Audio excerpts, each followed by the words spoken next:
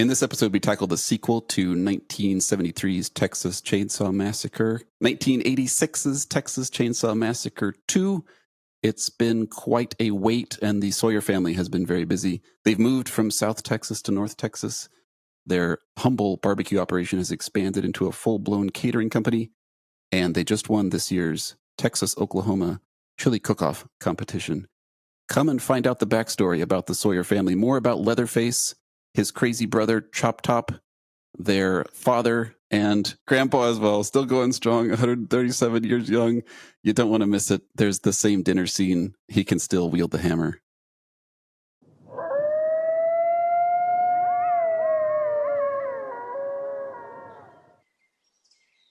John? Brian, hi. How's it going? This sunrise is quite brilliant, right in my eyes. It is. You're not supposed to look right at the sun. Where'd you learn that from? My field guide to these forests. Yeah. So you're saying, don't look at the sun, and then I'm not supposed to hold the burning logs. I learned that last night too. Yeah. Well, we're getting better at this. Mm-hmm. Hike after hike, our chances of survival skyrocket. Yeah, it's a learning experience. We could have figured some of these things out beforehand, but hey, you got to live in the moment. Exactly. All that hand chopping of wood to make the fire last night had me thinking of something, a movie that I'd seen recently. Not the first, but the second Texas Chainsaw Massacre. The sequel. TCM2, as I call it. And wouldn't it be handy to have two small chainsaws or just one very large chainsaw on hand to prepare the wood for our fire? Why not have all three? 3 chainsaws? That's right. That's right. As absurd as it might seem, 2 holstered chainsaws, a large chainsaw, and then maybe an extra chain, kind of hanging around you might be required for, preparing a fire or who knows what. And for the smaller kindling, we could have a small kitchen saw, a little kitchen electric saw, just for the finer shavings. So yeah, the second of the series of Texas Chainsaw movies. The first one came out in 1973. Do I have that correct? And this one is 1986, more or less. 86 was a weird year. You know what else came out on 86? No. Link. Teen Wolf? Link? Oh, really? Link? Link came out in 86. About the orangutan acting as a chimpanzee? That's right. Yeah, that's right. He took a job away from an orangutan. Oh no, it was the orangutan dressed as a chimpanzee. That's what it was. There was some appropriation of primate role going on, and not something we've touched yet, but will in the future. Critters 1. Critters 1. Wow, the first Critters movie. Yeah, I thought Critters was older than that. It has a really old look. Yeah, we can talk about that when we have our Critters like. And another interesting detail I found was that Friday the 13th Part 6 had come out at this point. And so thinking about the amount of Friday the 13th movies that had kind of fit in between the space between Texas Chainsaw Massacre 1 and 2, that's a lot of Friday the 13th. Yeah, that's a storied franchise already. And TCM2 just making its second appearance. So to give a plot summary, a little sketch here. So you have 2 frat guys, essentially, yuppies, who are traveling across Texas to go to this big football game. They're drunk, they're acting like a couple of wild men, and they interact with the Sawyer family. They kill these 2 yuppies, or these 2 frat guys, and then that introduces Lefty, who seems to be some sort of renegade police officer. It felt like kind of like a Jaws element, where there's a shark in the water, the shark being this chainsaw wielding maniac, and they don't want that to disrupt the festivities of these football games or football game. And so the cops are like, "Oh, we got to keep this message down. We don't want to lose the revenue from this experience or, disrupt society." Anyway, so when these 2 frat guys are driving along to this football game, they call a radio station, and so they end up recording this murder. Then Stretch gets in contact with Lefty, brings him this tape. It's played on the airwaves. The Sawyer family hears this. The father freaks out, thinks, "Oh, my delinquent sons have put us in a precarious situation. We must go kill this lady or get this tape, stop it from being played. So then you have Leatherface and Chop Top come in and essentially kidnap Stretch. They all come to this abandoned amusement park where they now live. And that's kind of how they engage him for the remainder of the movie, is through this adventure in escape of this amusement park. So just to give a kind of a little sketch there to kind of hang some of these ideas on. Very well done. This one definitely has a different feel than TCM1. That had an edgy documentary feel to it. And this one is much more comedic, sort of slapstick. And I noted a couple features of, there's like a physical comedy aspect, like the way Leatherface kind of jiggles around every time he raises his chainsaw over his head. Kind of a chest, belly, pelvis synchrony going on there. That just makes he's me doing laugh. like the truffle shuffle as he chainsaws. And then Dad, I think he's his older brother, actually. The guy who wins the chili cook-off. Is he the older brother? I think he's the older brother. I think that's the dad. So he, all this like arm waving and kind of verbally abusing the family the whole time and complaining and just laughing strangely and crop top with all his weird gallivanting around there. Yeah, it's like there's a physical... It's called Chop Top, by the way, not Crop Top. Oh, okay. Yeah. Anyway, there's a comedic element and not a verbal, witty comedy element, but a physical slapstick, which I was totally not expecting from based on the first one. I would agree that it was a bit unusual coming from the first one into the second one. It had almost an off-putting feature to it. What was off-putting to you? It was off-putting in the sense that I was expecting a continuation of story in a way of seriousness to the original material. Like it would move into a gritty, realistic, continued story, and it didn't take itself seriously, and which is fine. But I was taking it seriously. It wasn't taking itself seriously. So there's a disconnect. Yeah, I came across that same sentiment in a review that I read. The first one had a desire to be taken seriously. That's a quote, and the second one definitely doesn't. Yeah, there's this sort of integration of comedy and horror, and I was kind of considering that and the differences between types of comedy and different types of horror. I would say that one approach would be tension created by horror, relieved by actual comedy, where you're relieved by the tense, horrific scene, and then I'm able to find myself in the movie and take a little bit of safety in the comedy, and then the plot moves along, and then more tension. In this, it felt like there was sort of outrageous, absurd humor, and the gore was kind of over the top. So those kind of played in a dual role of compatibility of not necessarily outrageously funny, but just like outrageous situations, which then led itself to be funny. And then the over-the-top gore was kind of sister to that, where it is also sort of an overwhelming event. Yeah, I see what you're saying. The scenes in particular where the family do their operations in the first movie, they're in a, just a house, a big house, but just a house out in the middle of nowhere. And then in this movie, they've got this full underground lair filled with chamber upon chamber and different stories, like levels of operation. They've really expanded.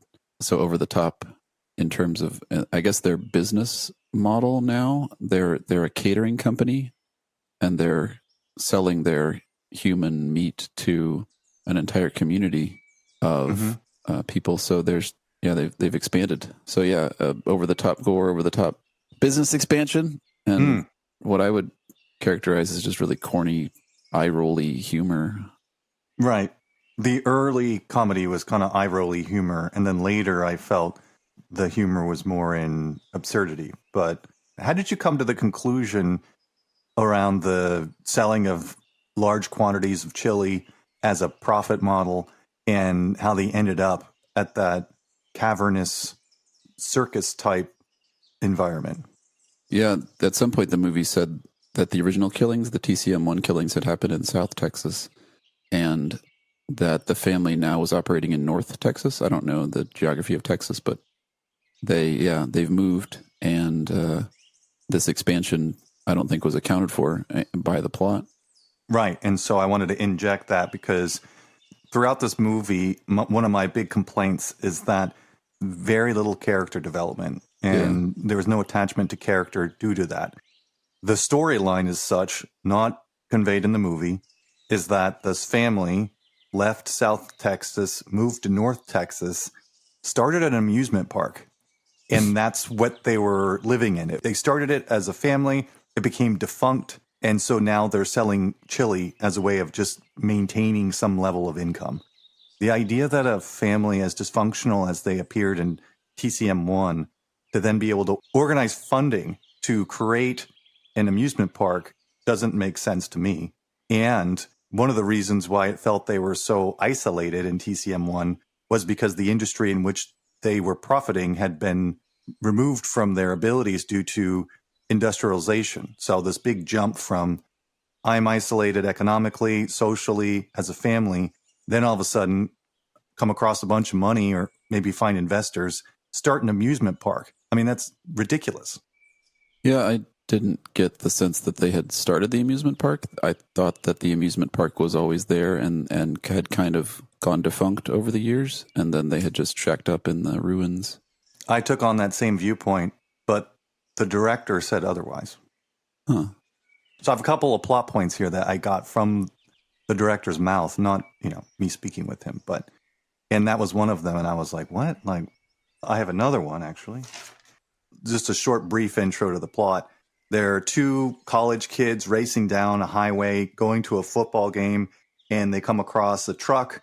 They're aggressive with the truck. And then later the truck swings back around, happens to be the Sawyer's family. And there's a scene where Leatherface is holding the chainsaw over his head and he's basically wearing a corpse. Remember that scene? Yeah, that was actually kind of spooky. That was the only spooky scene I can remember, or visually disturbing. I agree. Who was that corpse?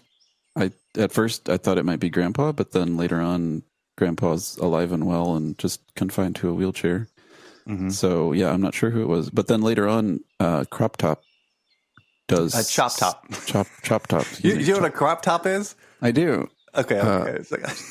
Chop Top had a little puppet that he was wearing around towards the end of the movie. I didn't know if that was the same guy. But at the first, I've already given a clue. It's Leatherface on top of the truck, though, right? Right. So they're he only wielded the chainsaw. Mm-hmm. So they're puppeteering this corpse. I'll give it away. It was the hitchhiker from the first movie who got ran over at the end. Yeah. And again, okay, that's from the director's cut. That's from the director's mouth. And there's plot line behind that. Evidently, Chop Top is a twin brother of the hitchhiker that during the first movie, TCM1, Chop Top was in Vietnam serving and then came back afterwards. And that's why he's making all these Vietnam references. Yeah, he does make a few. That's how he got his wound, right? From a Vietnamese soldier. That's a good question. I assume that he got the wound when they were in the radio station and Leatherface was wielding the chainsaw and ended up cutting part of his head. No, you mean the plate in his head? Plate, yeah. They have Grandma and Grandpa, and they have unexplained twin brother of Chop Top. That's right. From the first movie. Okay, I got it now. That's good to know. It's good to know. I missed all that. A movie that has no texture of character detail. You'd think that if he really thought this was something important, and maybe it is, why wouldn't he make it clear in the movie? Because there's no way anyone would pick that up. I have another interesting character development plot point. It's like a smorgasbord of interesting stuff. Well, barely interesting. So Dennis Hopper, main lead, one of the leads, and Stretch, the radio DJ. Mm-hmm. What do you believe their relationship is? I know that Lefty? Lefty was related to some of the family members from TCM1. At one point in the bowels of the lair, he discovers the bones of old Franklin from TCM1, the wheelchair bound. That's Franklin. Mm-hmm. As far as Stretch goes, I didn't know. He calls her sister all the time, which maybe is the answer. This was mentioned, but quite quickly by the director, and I played it back a few times to try and figure out what he was saying. It sounded like he was saying that Lefty had a relationship with a lady who was eventually killed by the Sawyer family, and Stretch is the love child of them. So Stretch is the daughter of Lefty. With the mom being one of the Sawyers, who is that character, that female character, introduced in the movie or not? No, so the mother would have been killed at some point during the Sawyers' adventurism of making chili. So Lefty's lover and Stretch's mother is a victim of the Sawyers, not a member of the Sawyer family. That's right. Okay. Well, yeah, that wasn't revealed in the movie at all, as far as I could tell. And I had the subtitles on. So I read every word of dialogue and didn't catch that. One last little detail here. Oh, wow. 3. This is the most minor one. Why do you think that Chop Top was using a coat hanger to scratch his head? You saw that kind of throughout the movie. He would heat it slightly with his tiny lighter, and then he would pick off a bit of skin and then eat that. So I thought it was kind of a quick snack. I felt that they had become so accustomed to eating human that he was doing that as a way of getting that taste of human meat back in his mouth. That's the plot element I designed it under, but evidently Chop Top has found a very specific point in his head that when he scratches it with this hanger provides an orgasmic experience. Well, speaking of orgasm, can I ask you a question? When they corner Stretch, when Chop Top and Leatherface, also known as Bubba, corner Stretch in her recording studio, there's that scene where Leatherface, he seems to start to recognize the humanity of Stretch, and she's telling him not to kill her, and he sort of, he seems to fall in love with her. And then he starts kind of putting his chainsaw in between her legs. Does he have am I meant to interpret that? There's a moment where he sort of jiggles and groans, and I got the impression he was having a sexual experience. Yeah, I think that was the case. He had a little, maybe his first orgasm. I couldn't say. And his dad or his older brother, whoever, gives him a hard time later on for sort of putting potential sex partner above chainsawing in the family. And there's a line I wrote down. This is words of wisdom. I think it's older brother, but maybe it's dad. He says, "You got one choice in life: sex or the saw." And I think that's worthy of repetition. Or tattoo. And they used at one point saw as family. So this isn't a metaphor or an object that represents them as a family unit. Yeah. The saw itself kind of gained its own identity in this movie beyond just a tool. How so? When Lefty goes to the chainsaw shop and buys these chainsaws, there's almost a spiritual element to it. And the store owner sees Lefty use the chainsaws on this log and is overcome with joy and satisfaction seeing that the chainsaw is being used. The tool itself has become more than just a hammer. It is now something almost of a spiritual element or quality. As the Sawyer family, referring to the saw as family, then it becomes an iconic representation of how they engage collectively as some thread that holds them together. Yeah. And in the first movie, it might as well just been a knife. It was just the tool being used to kill someone that happens to be intimidating. So the chainsaw is elevated to a symbol that unites the family? Yeah. Well, the Dennis Hopper character, Lefty, there's other religious aspects to the way he behaves. Like when he comes into the underground lair, he's singing some hymn, some Christian hymn, I think, about delivering the Lord's justice or something. And he mentioned several times how he's going to send these devils back to hell and all this sort of thing. And yeah, that scene, I forgot about that scene with the store owner sort of in awe as he wheeled it around and failed to make any noticeable marks on a tree log. Yeah, so he's got a messianic religious vibe to his character, which maybe the chainsaw also is meant to add to.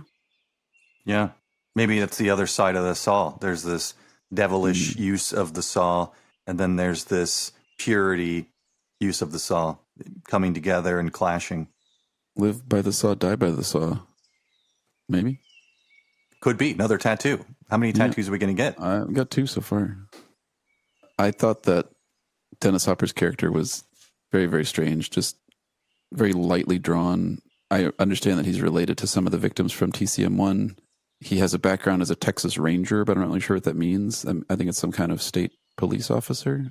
And then he's got that interaction with the police at the first accident, the road accident, which I have to name these 2 characters. We have Corneli Buzz and Rick the Prick. They're the first victims of the Sawyer family. And Lefty shows up at that crime scene and seems to be unwanted by the police. The police want to brush this under the rug and not make connections between these statewide killings that Lefty obviously sees as related. You know, what's that motivation all about? I get that it's like justice for his murdered family members, but I don't really see how the motivation of the police to not pursue or make the connection, that doesn't seem to stand up. And then the whole religious messianic vibe that he's got going on. But then he appears very rarely. There's that scene where he's like hung. I'm just kind of complaining about this character now, but there's that scene where he's hung over and Stretch comes in to wherever the hell he is. He's in some hotel where people are partying in the hallways about football, but he's like, he's supposed to be hungover, but he looks like a zombie. The makeup in that scene is like so bad. And then like, why is he hungover? He's got this strong messianic drive to avenge his murdered family members, and he's got a lead. So the first thing he does is gets drunk, and I just don't understand that. And then he like disappears for half the movie. His dialogue is just so weird. And then this is my last point, on the final third of the movie where Stretch falls down the pit into the lair, and then he doesn't immediately follow her to try to rescue her. Instead, he spends 45 minutes in another part of the lair just ranting about delivering the Lord's justice and chainsawing the supporting beams of the place. It's like there's just no comprehension of his drives, no tension. I just didn't like that character at all. And he's supposed to be the big draw, right? He was a famous actor at the time, isn't he? He probably thought, the first movie did so well, everyone loves it. What an amazing opportunity to be in the sequel. There was a scene that was deleted where he was in the hotel room and he partied the previous night doing something. I can't remember what the detail was, but yeah, he was supposed to be hungover at that point. And it was strange that he refused to take the evidence from Stretch, because he showed up. He's obviously completely driven, almost by compulsion, to find the Sawyer family. And someone comes up and says, hey, look, I found you. I've gone to the time of figuring out where you were, what hotel room you're in, and I'm delivering a piece of evidence. And he refuses to even accept it or listen to it. Why would he reject that if he's so thirsty for finding this family? Right. Doesn't make any sense. And then he's very determined. She makes 5, 6, 7 repeated efforts to hand over this tape. And he's like, no, you're going to get in my way. And no, you're, I forget what he says exactly, but the viewer gets set up for this idea that he's got like some troubled history with a partner, a police partner, I mean, and he's got to do it alone. But then, that goes nowhere. That's not developed at all. And then inexplicably, later on, he shows up at the radio station and asks her to play the tape every hour to somehow get the word out about this family. And as far as I know, that goes nowhere. The playing of the tapes, that doesn't generate any leads. And then his character totally disappears. But then that playing of the tape every hour is what brings Leatherface and Chop Top to the radio station. So I get that connection, but there's just the whole Lefty's hunt and the means that Stretch plays in that hunt. It's just very poorly done. I think the intention was for the Sawyer family to come to the radio station after hearing the tape. Strange that Lefty wasn't there to receive them. Maybe he was drunk. Oh, they were like laying a trap for the Sawyers, you're saying? Okay. That's what I interpreted. I thought they were going to, somebody would hear it in Texas and remember this other murder or something, and then he could take that witness to the police or something. I think that Stretch thought that putting the tape out there would bring a witness or bring some more evidence. I think that Lefty knew that it would draw in the family. That makes sense now, because he says later on that he kind of used her, I think, and felt bad about it. And she says after, like, why didn't you come, or why were you late? So, yeah, I see that now. He was laying a trap for him. Maybe he wanted them to take her to the hideout, or that's the intersecting point once he knew where they were. That makes sense, because he shows up in the car right after she's gotten there. Yeah, I see that now. So he was using her as bait. Yeah, one element that is worth considering is, I don't know if this is an American cultural view, that the director is the sole force behind a movie, but I think that the director and writer hold hands in this. And in listening to the director commentary, it appeared that Tobe Hooper didn't seem to have a full grasp of the intentions of some of these characters. It almost seemed like he was making up or trying to guess at some of these character motivations. And I think that maybe the writer wrote this a little bit more in isolation. And so how much of the responsibility on these plot holes or lack of character development are purely on the director, and how much of them are on the writer? Yeah, I don't know. I always view the director as the artist. Whether that's true or not, that's kind of how I see it. If it's a movie that's an adaptation of a novel, for example, obviously the author is a big influence on the resulting product. Like if you're doing a make of Lord of the Rings, J.R.R. Tolkien is going to bear some responsibility. But I don't imagine there was Texas Chainsaw Massacre, the book, and then Tobe Hooper made it into this film. In that instance, I would view the writer as kind of like almost like a secretary or some sort of member of the staff. It's like the director wants to do this movie. He's got a vague idea of what he wants to do. And then the writer fills in the dumb dialogue in the cracks. That's kind of how I see it. Yeah, I think that there could be a generalization of how these things typically come together that may or may not be true. I'm kind of getting more into the idea that it's a shared responsibility, but I think it is picture by picture. In this particular film, I think that the writer holds a heavier responsibility to the outcome of this movie, partly because Tobe Hooper said that he wasn't intending to direct this. He only directed it last minute because they didn't find someone else to direct it. My guess is that he kind of stepped into the product, reviewed it, didn't make a lot of edits or influence it, and, well, I think put it together. The set design I felt was really fantastic.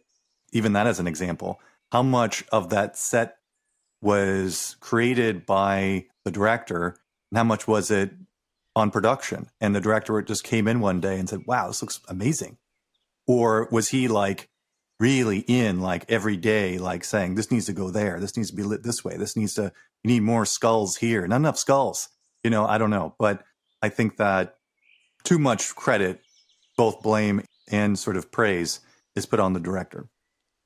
He directed the first one too, right? Yeah, he did. He either let this thing gestate for 13 years, or somebody else wanted to make a sequel, wrote a sequel, and then they tried to convince him to come on and direct it to give it credibility, maybe, as a sequel. I don't know. Mm-hmm. Yeah, I don't know if you don't hear that from the director's cut, or how you would really know from the film itself. Some credit that I do give to the director is that the first movie came out, I believe, had quite an audience following it and had positive reviews. Friday the 13th Part 6 was released in the same year, and their sequence of storylines are quite repetitive with very little variance. He could have taken that route. Him or the writer, however he wanted to find the responsibility on this, he could have just taken that route and just recreated Texas Chainsaw Massacre 1 in a slight variation, moving it more into like a franchise type arena. And he did kind of take a right turn into comedy, black comedy, goofiness. It could be because he didn't have the skill to move it into a more interesting direction. And so this was just kind of like where he found himself. But there is an element where he could have just, okay, repeat, do it again, just like Friday the 13th. They're up to movie 6 with very little variation and selling out theaters. Why would I bother with changing this with any level of significance or ambition when I could just recreate the same product. It's 13 years old. There's almost a whole new audience that's out there. Yeah, I see what you're saying. It's definitely not anything like the first one in terms of the way it looks and the way it feels. And there was one repeat callback to the first one, and that was the dinner scene. Like that was pretty much a straight repeat of the dinner scene in the first movie. Like Grandpa gets rolled out and he can't wield the hammer, and there's this screaming girl tied to a chair. Like it looked different, but I remember that. I mean, that was a pretty straight up repetition. Yeah, that's true. That's a good point. So another similarity between this one and the first one is the kind of background of this family, their generational economic woes. In the first movie, it's suggested that they used to work in a slaughterhouse, and when the modernity came along and automated some of the work, they were put out of business or something. It's really lightly drawn background, but I feel like this sequel goes into it a little bit more. There's a moment where older brother / dad, it's at the dinner scene actually, where he's sort of telling Grandpa's story, the story of Grandpa, to Stretch as she screams her head off and doesn't listen. But he goes into a little more detail and says that, Grandpa used to work at, he even names the company, it was called Atlas something or other. And Dad was the best worker they had. And then he names the pneumatic gun, I think, that you talked about. He talks about electrified cages and something else as well. And the cold steel chutes. The electrified cages, the cold steel chutes, and the air-powered head hammers. He says that drove Grandpa crazy, and one day he just quit going in. So there's a little more background fleshed out, so to speak, in terms of their history as slaughterhouse workers. Yeah, I just wanted to point that out. But there's a whole kind of a wider thing that I didn't notice when I watched it, but I read about it in a review. Kind of dad / older brother is always going on about the challenges of being a small business owner. Did you pick up on all that? He's always talking about taxes being too high and small business owners, get it in the rear end. And every time, like when Lefty is slowly chopping his way through the lair, and dad / older brother crouches under the table with a hand grenade, he's like, maybe it's time to close down the shop. There's just all these references to like to the business and the challenges of running the business. And then this thing you mentioned about them having originally founded the amusement park and that going out of business would further add to it. But there's a theme that I missed of the woes of a small business owner. Right, and maybe some level of Texas culture that we weren't aware of, because at one point when Lefty comes swinging in with his chainsaw, Dad says something like, that's not how you enter someone's house, or he kind of makes it feel like there's a social norm that's been broken by him coming in after they've been kidnapping and chainsawing people, as if that's within the typical bounds of social expectation. Yeah, he says it's an un-American way to enter, which is, there's a lot of this dialogue. It's just so out of left field sometimes. And again, I had the subtitles on, so I really could see, because otherwise I don't think I would have understood exactly what they were saying. And yeah, and that one scene where Lefty shows up with the chainsaws, the old guy tries to pay him off. He says, "Who sent you? Was it those sissies?" I'm reading this from a review. Who sent you? Was it those sissies over at Del Mar Catering? Was it that chicken shit burrito man bunch? And so, again, he's thinking about his business and potential rivals who he thinks might have sent Lefty to ruin his business. And then this reviewer also mentioned, instead of preparing to fight back, he digs into his wallet for cash to buy off the intruder. So just more about that small business theme. Wow, I didn't pick up on any of this stuff. Me neither. What's the general consensus, or what do critics think about the value of this movie? Did you get a sense of that? I didn't feel like it was highly regarded. Roger Ebert gave it 1 star, and that's not many.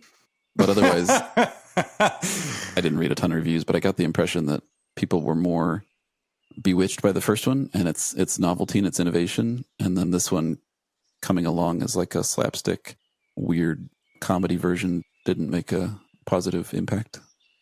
Maybe a theme that we might engage in, kind of a last idea here, is the final girl trope.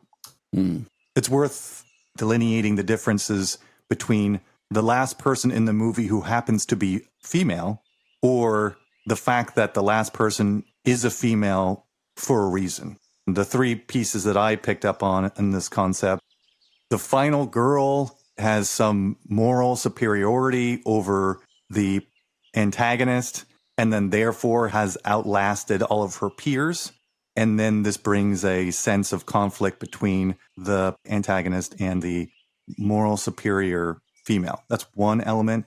Second element being that the audience wouldn't believe that a male would be as terrified as a female. It's a sort of sexism idea. In order for the audience to really accept this, it has to be a female, because she can experience terror at a higher level than a male would. And so then, okay, well, then it has to be this final girl, has to be a female to really get the buy-in. And then the third element, which we'll see if this plays out in any meaningful way, is that typically in a sequel, after a final girl has been introduced, the sequel sees the final girl institutionalized. And the viewpoint on this is that independent women who are capable and able to conquer situations are dangerous, and therefore we must contain them in an institution of sorts. And so that's the kind of third leg of this trope, at least as I understand it. It's interesting. So I want to go back through all three of them in reverse order and see if I can pinpoint how they were referenced in TCM2. I think the final girl from TCM1 is institutionalized. That's the third and therefore first trope. So I think at the beginning of the movie, when there's that Star Wars text, the scrolling text at the beginning of the movie, it talks about Sally was her name. And I think it mentioned that she spent the rest of her life in an institution of some sort. Did it really? I don't remember. That's funny. It could have. That would fit within this trope. It said how she showed up, covered in blood and screaming her head off and talking about escaping out of a window from hell or something like that. I forget the exact text, but it might have said something about her being institutionalized. I could be wrong. And then part number 2, the victim has to be a female because a male wouldn't be as terrified. Yeah, that makes sense. I think that in a horror movie, a woman as the victim is much more common than a male as the victim, because women are, in a horror movie at least, they scream more, and maybe we view women as less able to fight back or escape, just being physically less powerful often than men. And yeah, that's unfortunate, but I guess they are the usual gender of victims. So that makes sense. But also there's that whole sexual attraction thing. So she, presumably a male, wouldn't be able to manipulate Leatherface into holding off on what he was going to do to her as easily. And then the first thing, the moral superiority, I didn't really see that too much. I guess there is that she sort of talks Leatherface down in several scenes and says like, no good, no good, no good, over and over again, kind of engaging not only his sexuality with the way she looks, but also maybe his morality. But I don't think Leatherface, being a nonverbal character, the viewer can't really tell whether he's having ethical thoughts and that's what's preventing him from killing her, or if he just is sexually attracted to her. So there. What do you think about that? That's fantastic. Anything else? Yeah, that was a good read, I think, on this movie. It's a thin, kind of light movie. On the internet, it's called horror/comedy. And there's one quote here that I'll read just to sum up my thoughts. Quote, "The first Chainsaw was gruesome and depraved, but it also had an undeniable artistry, and it truly was frightening. Part 2 has a smirk on its face and would rather giggle than scream. At the end, we haven't seen a nightmare. We've just seen a lot of latex face masks and red dye." Close quote.